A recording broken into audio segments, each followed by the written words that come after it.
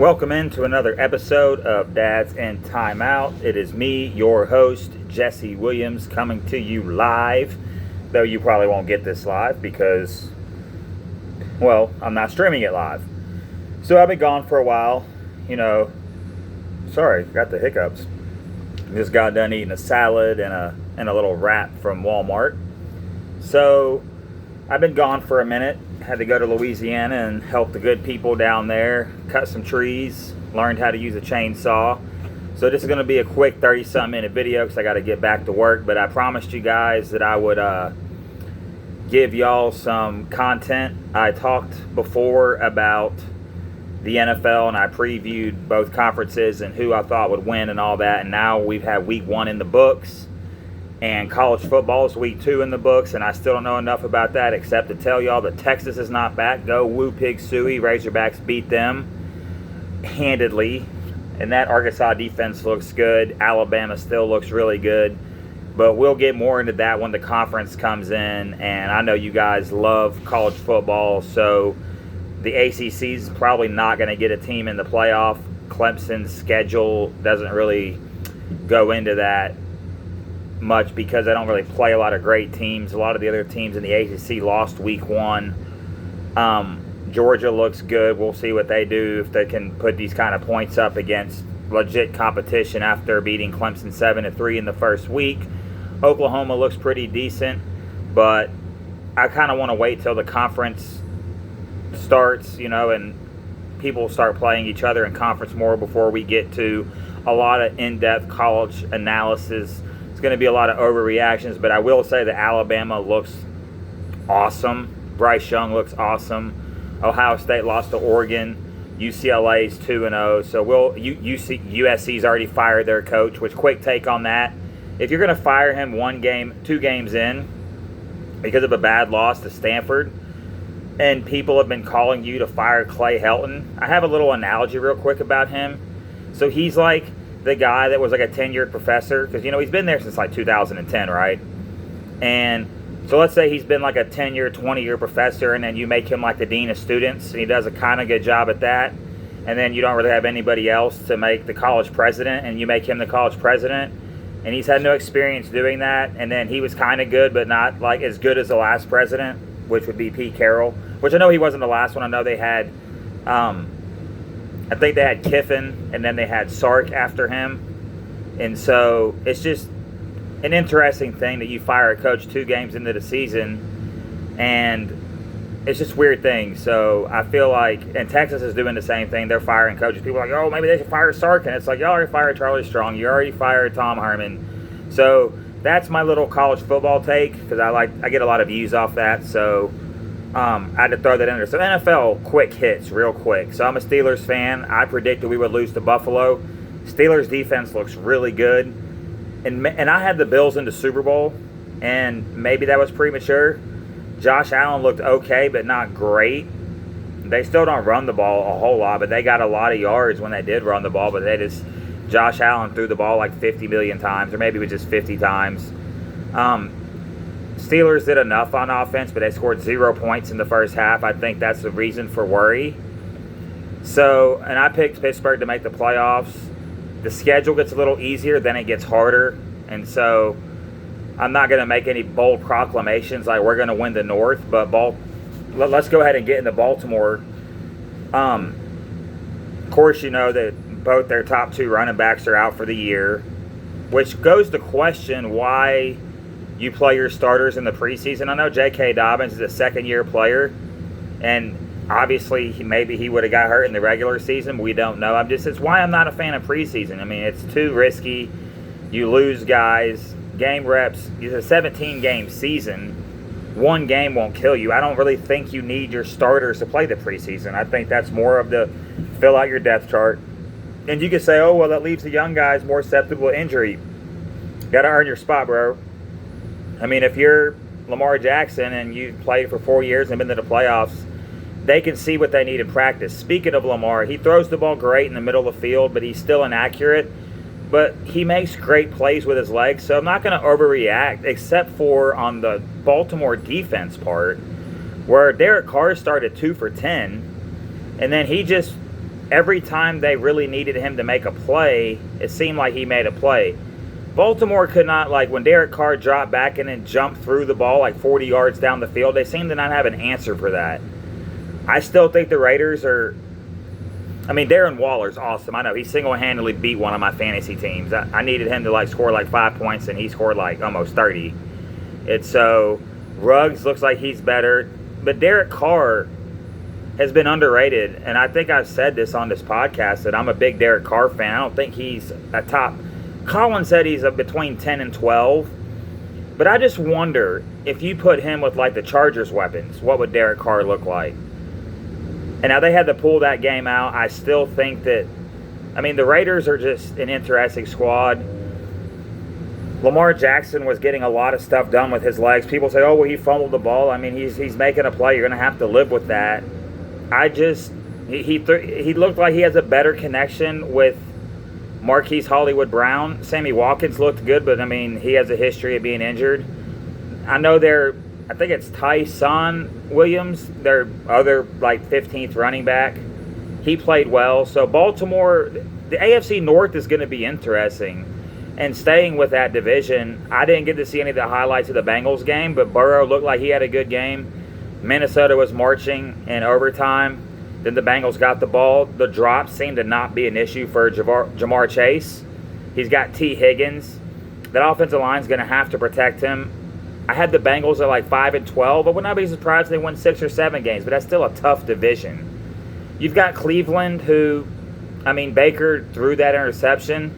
I can't tell if he was trying to throw the ball out of bounds or if he just was trying to make a play. Odell Beckham's out again. I think the Browns are fine. They had the Chiefs down 22-10, but Patrick Mahomes then throws the ball to Kelsey and throws the ball to Hill.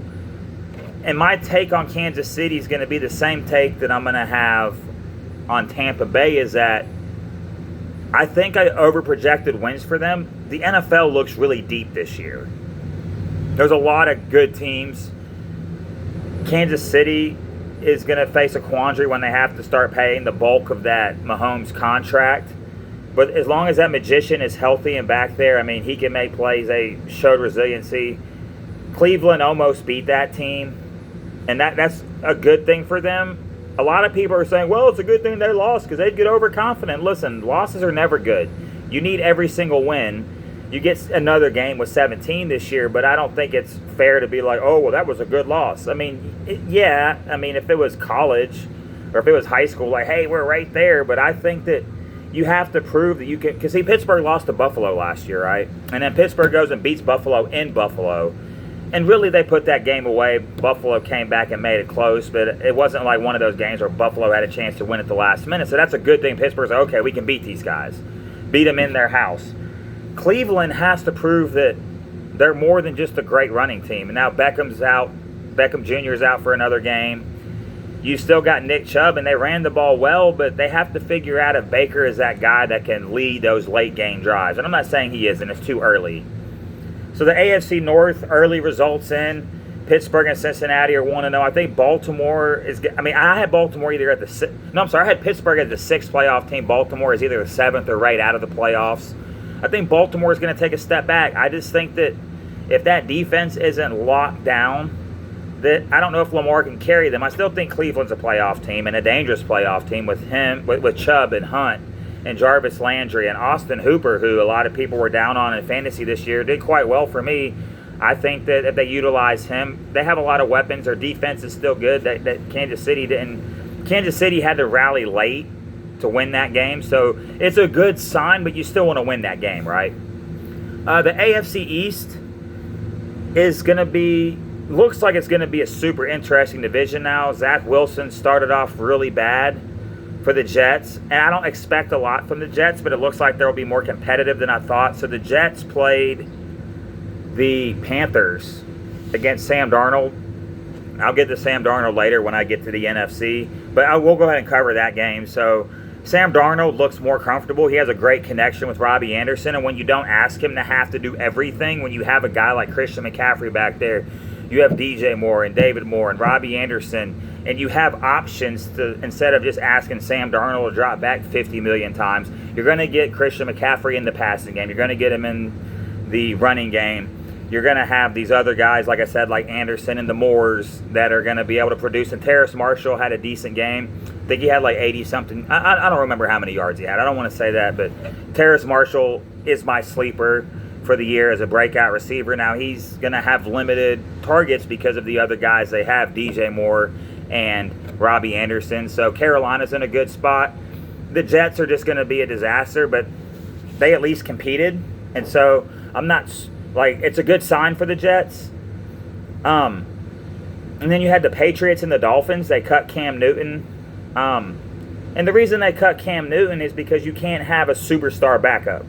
That's not a shot at Cam, but he's a superstar personality. He's a superstar guy. The guys in the locker room had gravitated toward him. And if you're going to make Mac Jones a starter, he doesn't need to sit there and have Cam Newton over his shoulder. And I hope Cam gets another spot.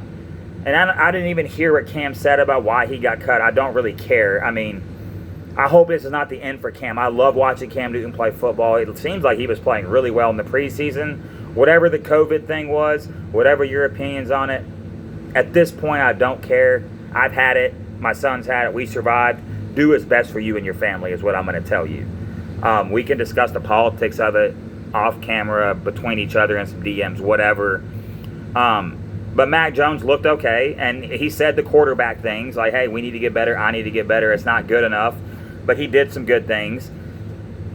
But I don't think their supporting cast is good enough. Hunter Henry didn't do enough. Now, Miami, Tua looked decent.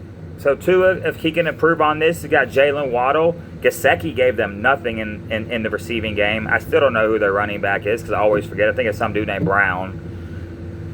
And the Dolphins are well coached. They have Flores. They won that game. The AFC East, that last wild card position in the AFC is going to be very interesting. Because you have the three teams, I think, that can make a playoff push in the North. That's Pittsburgh, Cleveland, and Baltimore. You've got, in the AFC East, I think the Dolphins and the Patriots could sneak in if everything else unfolds right once we get to the other divisions. And so I still think the Bills are going to win the East. I'm not off them. I just think that maybe I had them with too many wins.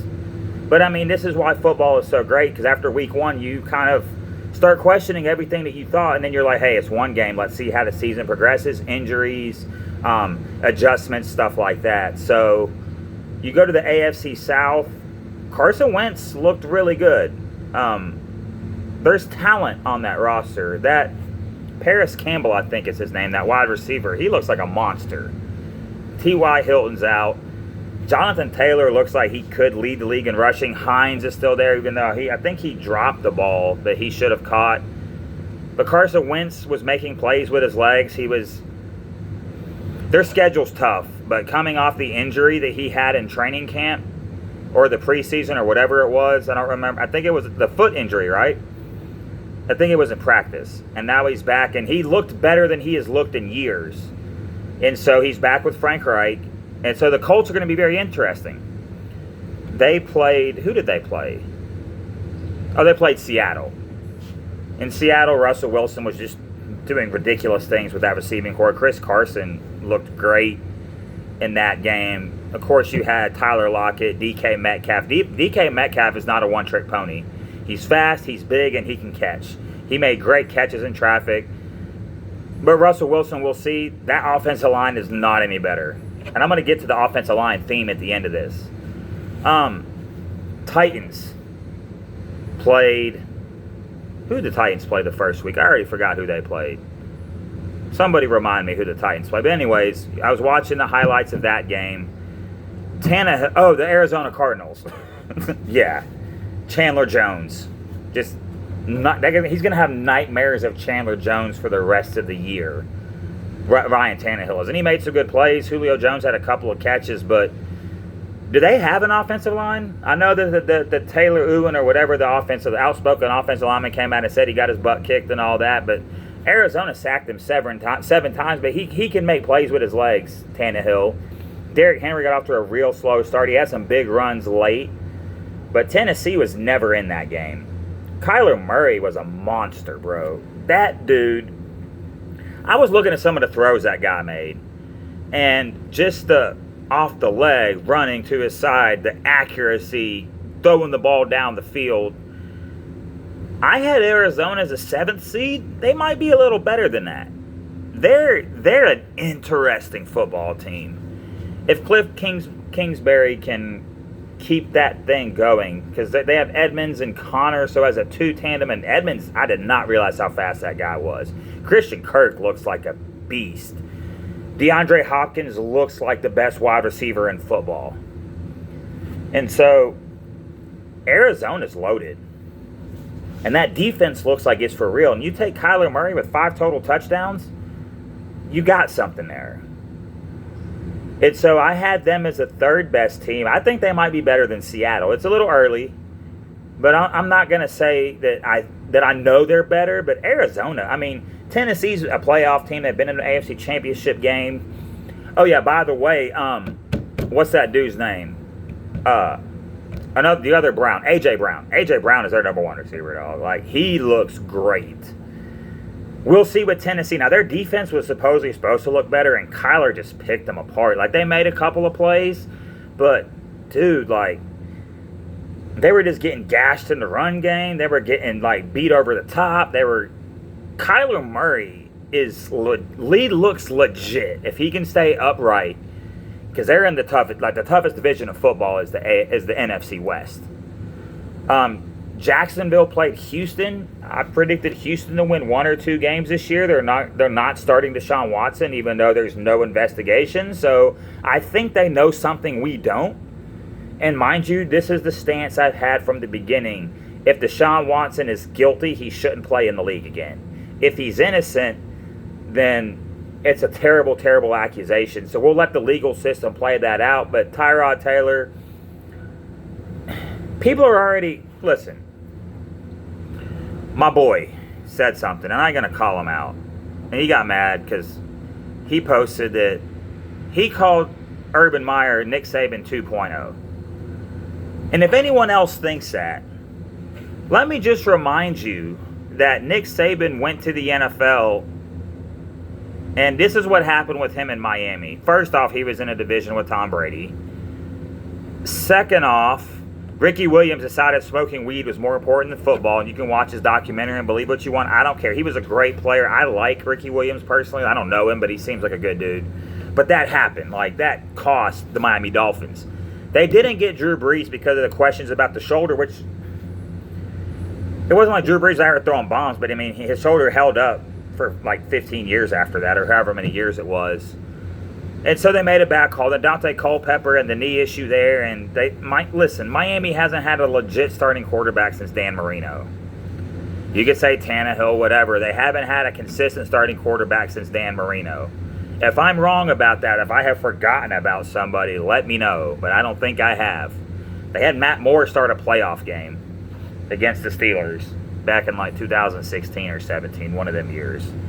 It was a 16 playoffs going into the 17 Super Bowl. I know because I watched the game at Fort Bliss. So, yeah, like, so Urban Meyer, they had the number 1 pick for a reason. Like DJ Chark and the dude's name I can't pronounce, their other receiver, and then they had, by the way, they lost Travis Etienne to start the year. Jacksonville's not a good football team. Is it Urban's fault that dudes were dropping the ball? Is it Urban's fault that the dudes were having penalties? Is it? And people say, well, Urban Meyer didn't just give Trevor Lawrence a starting job. Like Gardner Minshew wasn't a garbage quarterback.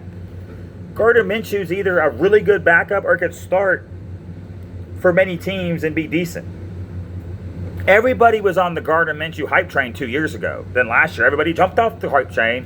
And then they got Trevor Lawrence, now who's supposed to be with talent. And he threw 3 interceptions and 3 touchdowns. And he throws some balls here just like that's why he's the best prospect since Luck. I don't know if that's the case. That's what y'all told me. I don't know. All I know is, I mean, they shouldn't have got beat like that to the Texans, but Mark Ingram was out here running his butt up. I don't watch none of them highlights because if you're a Houston Texans fan, don't get excited. Like, they won a game. I don't think they're a good football team. But, I mean, you have Tyrod Taylor, who's been in the league a long time. He's a calming presence. He can get you through some things. At least we ain't seeing that whatever that Davis Mills or whatever his name is. Good grief! Like, I don't even know if that dude's good, but I don't want to find out. I saw the Danucci guy in Dallas, so I still think that the AFC North is going to be between the Colts and the Titans. And to me, it looks like the Colts have a more rounded team. Their defense is still good enough, and they didn't win their first game, but they played with Seattle. And what I mean by play, they didn't play around with them, but they were in the game. Carson Wentz looks good. Jonathan Taylor looks good. Hines, the receivers look good. Jack Doyle looks good as their tight end. So we'll see. AFC West, Teddy Bridgewater has a way better arm than I remember. And if he can play like he played against the Giants, they can make the playoffs. This team is, if he can just be that quarterback, 280 yards, couple of TDs. I know he threw for like 3 touchdowns, I think, but with Judy and Patrick and Cortland Sutton and Melvin Gordon running like he hasn't run in years, and then the Javonte Williams guy, who I'm a big fan of out of North Carolina, the Broncos are going to be a good team. And they need to, because Fangio will get fired if they don't. The defense still looks good. Y'all all up on this Daniel Jones thing. I'll get to him when we talk about the AFC East, since we're almost done with this. The Chargers, I think they should have put more points on the board. But boy, Justin Herbert's big. Boy, he's got a cannon. Boy, he puts the ball where he's supposed to. And I think he's going to be the top quarterback of this generation. And what I mean by that is, like, if you consider him in Pat Mahomes' generation, then no. But I think he's already better than Lamar. Like, he's just a prototypical big passing quarterback, and he looks like he has it all. And you've got Eckler and Mike Williams, and they have a Keenan Allen. Like, that team is really, really good. I wish they still had Hunter Henry there, because I think the Chargers are a dark horse Super Bowl contender in the next couple years. They played a tough Washington team. So we already talked about the Chiefs. We already talked about the Chargers, the Raiders, and them. So we'll go to the AFC East, because they played a couple of those teams. The Chargers played the Washington football team, which, please change your name so I can stop calling you the Washington football team. It's super annoying. Heineke looks pretty good. He's a gutsy player who's not ready to make game-winning plays because you didn't draft him to be that guy. You're not going to go... I mean, they're going to get another quarterback, because you can't just have Kyle Allen sitting behind him. But it's a short week, so I understand why. Or it's 1 week and you're not... I mean, Brian Fitzpatrick's hurt, which is the big concern with an older quarterback. That Antonio Gibson dude is a monster. McLaughlin or whatever, or Terry McLaughlin, whatever that guy's name is. He's really good. Washington still has that stout defense, and they're in the division where, like, they can keep it interesting. But we know that the Broncos play the Giants too, and everyone's crushing Daniel Jones for one fumble that didn't really cost him the game. But one thing I did notice about Daniel Jones is he throws the ball behind a lot of receivers. They're like, I kept hearing, like, what a great catch by Sterling Shepard, and what a great catch by Kenny Galladay. They were having to make these plays because he's not throwing the ball to the right spots. Like, they reached when they picked him. And in New York, he's not going to last. I'm not saying he's not a starter, but he looks like one of the best backups in the league. Darius Slayton looks really fast. Saquon Barkley, is it a wrap for him? Like, we'll see. It's early. But the early results aren't good. The Cowboys played tough. Dak Prescott shows no effects of the shoulder injury or the ankle injury. He's got a stable of weapons. You got Pollard and Zeke Elliott. Oh, I thought he was going to look the best he ever looked. Of course, going against Tampa Bay's defense. Brady threw a couple of picks in that game, but I mean, Antonio Brown is Antonio Brown again. Maybe not peak Antonio Brown. But the Cowboys, I think, are the best team in that division. I don't think it's close. The Eagles played against the Falcons. And we're just going to go to the South. We'll skip the North for now so I can go ahead and just bag on some of the teams in the AFC South. So the Cowboys look good. I still don't trust Mike McCarthy. Their defense was better, but Brady was able to get his throws to his spots. So, but I think the Cowboys will win that division. I trust their quarterback more than any other quarterback in the division. Oh, Jalen Hurts. I'm not going to freak out about Jalen Hurts against the Falcons, but he looked. One thing I've always said about Jalen Hurts is I love what I feel like he's made of. He seems like he's made of the right stuff.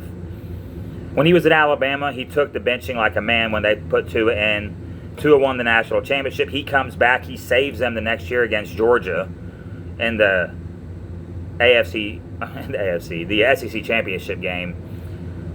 Then he goes to Oklahoma, and he lights it up. And then last year he got thrown into a bad situation with a bad coaching staff, because that's what Peterson turned into, was just a bad coaching staff. I mean, you're paying Carson Wentz all this money. He shot his confidence. Look what both those quarterbacks look outside of Doug Peterson, and tell me what that means. Look at what Jalen Hurts looks like with Sirianni, who everybody crushed on. And that Cortez, whatever, Watkins dude is super fast. The Eagles are going to be better than people think. Now, I still don't think they're going to. Dude, they might be better than the Giants. I don't know. But the Falcons. Did anybody else notice? We're going to move to the AFC South now. Did anyone else notice that Matt Ryan's passes seem to take a long time to get to the receivers? Is that just me? Because I watched multiple highlights from the same source. It wasn't like they slowed down the tape to make Matt Ryan. Now, their jerseys look awesome. Corday, whatever his name is, Patterson. Cordell, I don't remember. I'm sorry, guy. I'm not trying to mispronounce your name. But he used to play for Minnesota. That dude is fast. He should be the starter, not Mike Smith. Or Mike Davis, not Mike Davis. That guy looked good. But Calvin Ridley, your number one receiver, Gage, I don't remember if he was hurt or he didn't play much. Atlanta's defense is still atrocious. I mean, Jalen Hurts was out here throwing bombs. So, the short running quarterback, that's a little more accurate than we thought. Bridgewater, him, and Kyler Murray. Well, Kyler Murray being the best. I mean, of course, if you want to throw Russell Wilson in there, he's a Hall of Famer already. And we'll get to the AFC West, and we may not even break down the games, just break down the teams, because I got to go soon, right? There's a truck being unloaded behind me, so I apologize for the noise. But so I still got the Cowboys, the best team. The Eagles are going to at least be exciting. Washington, we'll see if they're able to overcome their quarterback loss, but it's not like Fitzpatrick's ever been to the playoffs, so what are we talking about here? Tampa Bay is going to win less games than you think, but Brady keeps them afloat. They have those running backs with Ronald Jones and Leonard Fournette. Okay, they're still going to be good.